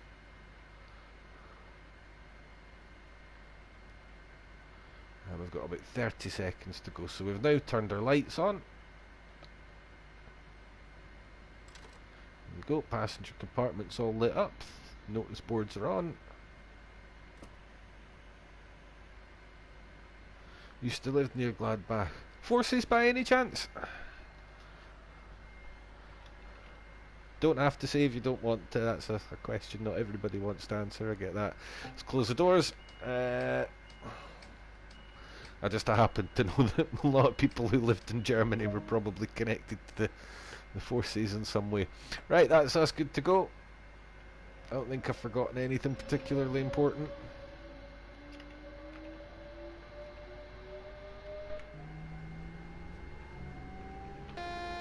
And I'm just going to release PZB because that would not actually be a terminal station. We would have probably arrived under, as far as I'm aware, we would have arrived under a green, so it wouldn't be a factor.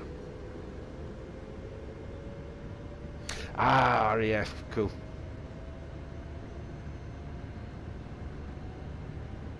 So we go straight into 160 zone. SIFA, you don't get the heads up display warning, you get the light on the desk and the tone in your ear, so if you're looking down to the lower right for it, you're not going to see it.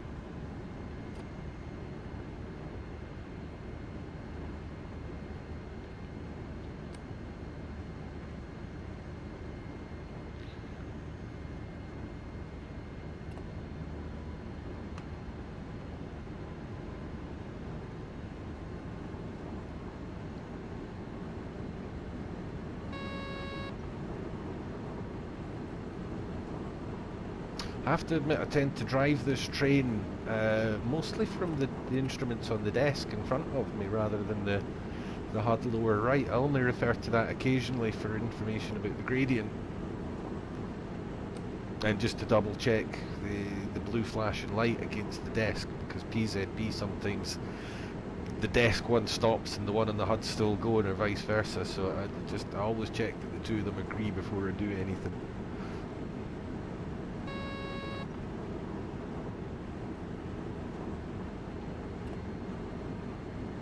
So the timetable is tight, but largely doable if you stick to the 140 limit. I think it has been calibrated for that, or timed for that.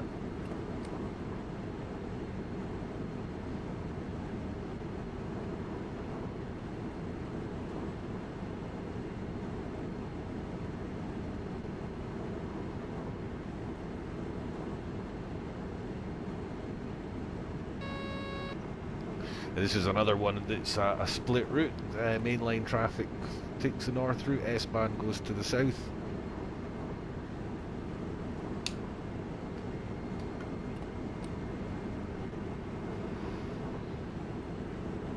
The brakes on this are okay. I think you can do most of your braking. I'm going to be quite far behind time, I think, when I arrive, simply because, again, I'm out of practice with this particular train. So I'll probably be erring on the side of caution for my braking.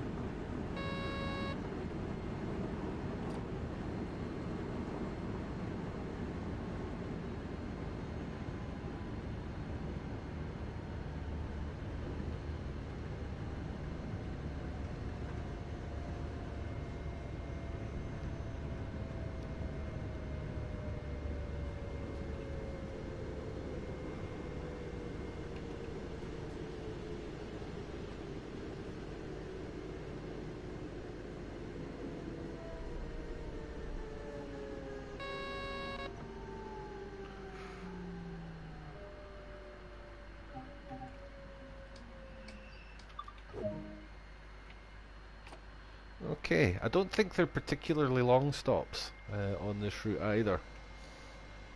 So there you go. If you've got main Spessartbahn installed, you get the 143 and cab car units along here as well. They'll service the main line.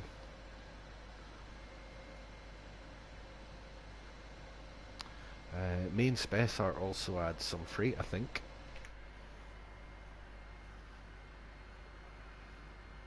And in Train Sim World 1, I swear that the stuff from Ruhr Austin chopped over into this as well, but that seems to have been removed. I think they're planning on more DLC for this route, to be honest with you. I'm pretty sure it's on the roadmap. So just get ready to close the doors up. So it's 1 minute long stops along here.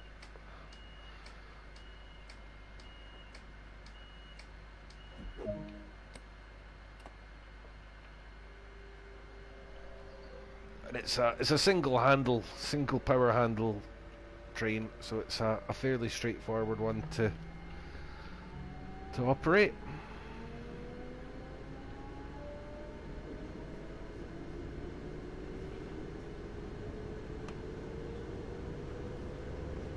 Next stop, Essen.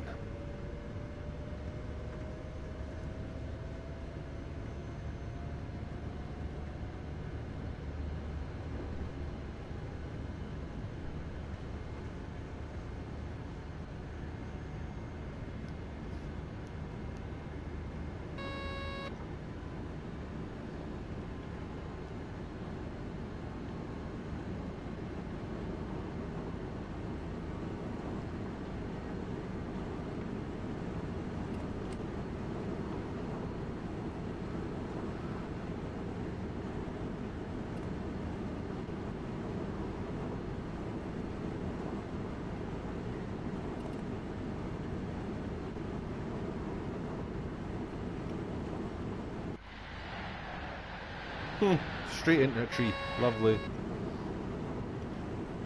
Try that again when we get a bit more open space around us. Time it goes by though, I don't really have time to grab the controller and swing the camera around.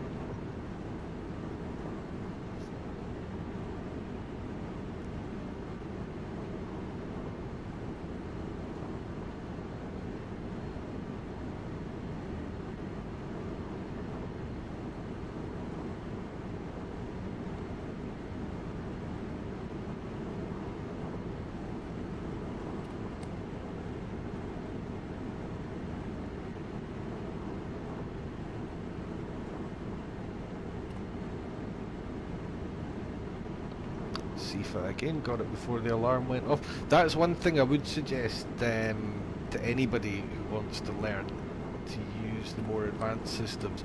Do them one at a time. Do not make the first run you do with PZB also be the first one you do with Sifa, because they often use the same alarms and lights and tones and stuff, and it can be very disorientating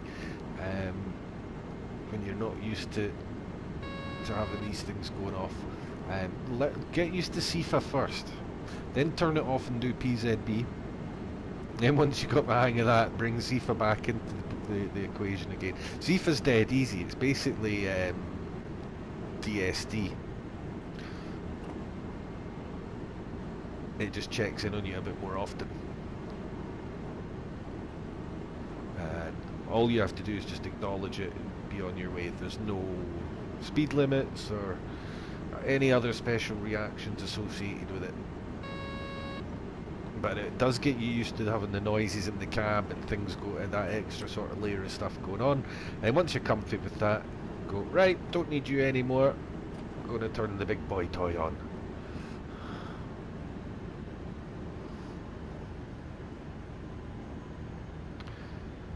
So that last one didn't need acknowledged because it was 100 kph.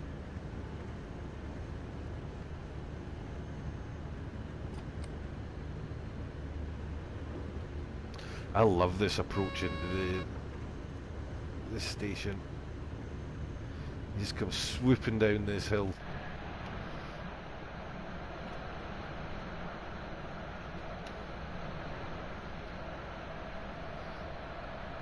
And you quite often, especially if you're in a freight train, you often get a stop up there while you wait for things to clear down in the station.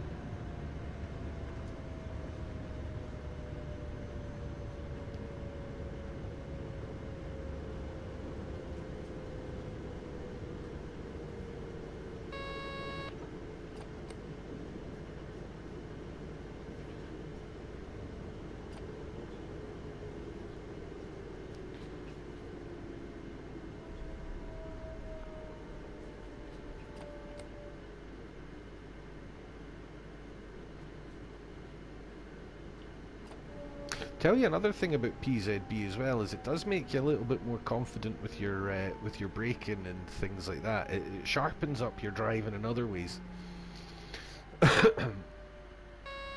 And a big part of that is because once it sinks into your head that you can stop these trains from 60, 70 kilometres per hour in under 250 or whatever meters.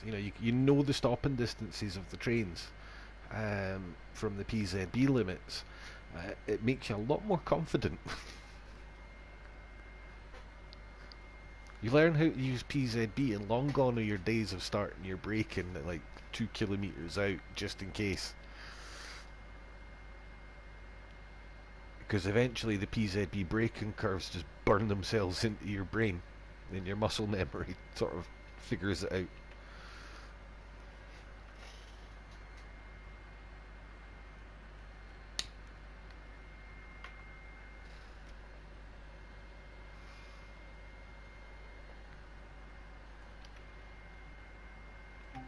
And it also means when you're swapping from train to train, which can be quite confusing as well in its own way, just because they now handle so differently with the new physics and traction.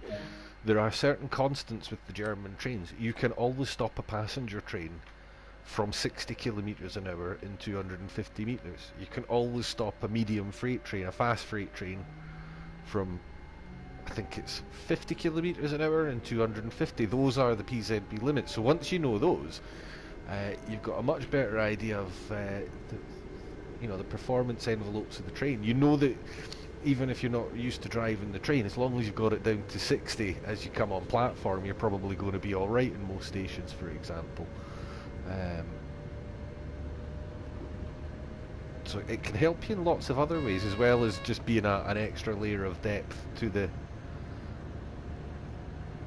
driving of a particular train. And honestly, it'll take your game to the whole next level, man. Highly recommend at least giving it a bash.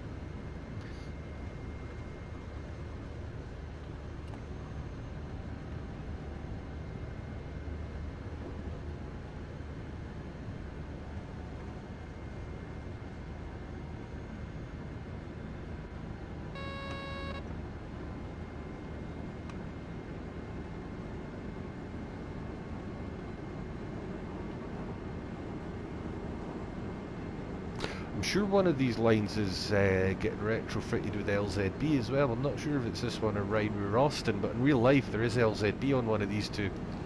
And I'm sure that somebody said they were looking at... I don't think it's on the roadmap, but I think they have said it's something that they would look at doing if they got the opportunity, which would be kind of cool.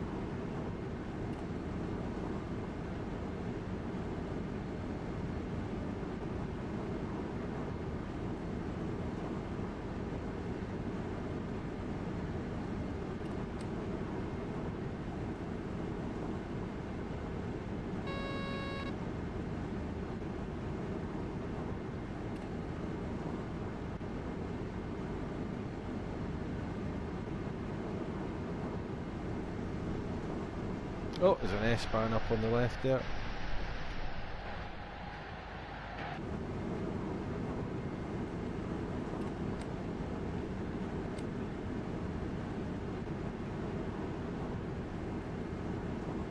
So speed reducing to 130 by the next main. It's fine, I'm going to actually keep it plugged in a bit because timetable and all that. And the next main signal is a fair old distance away.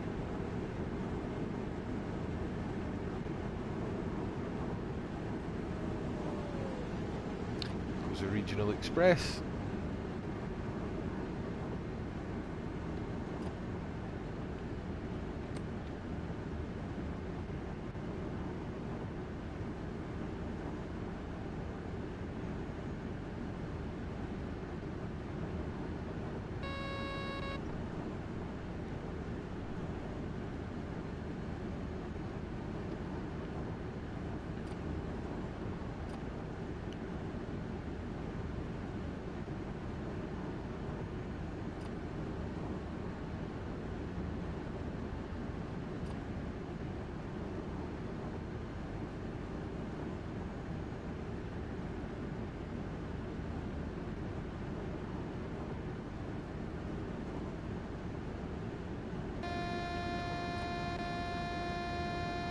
Oh, okay.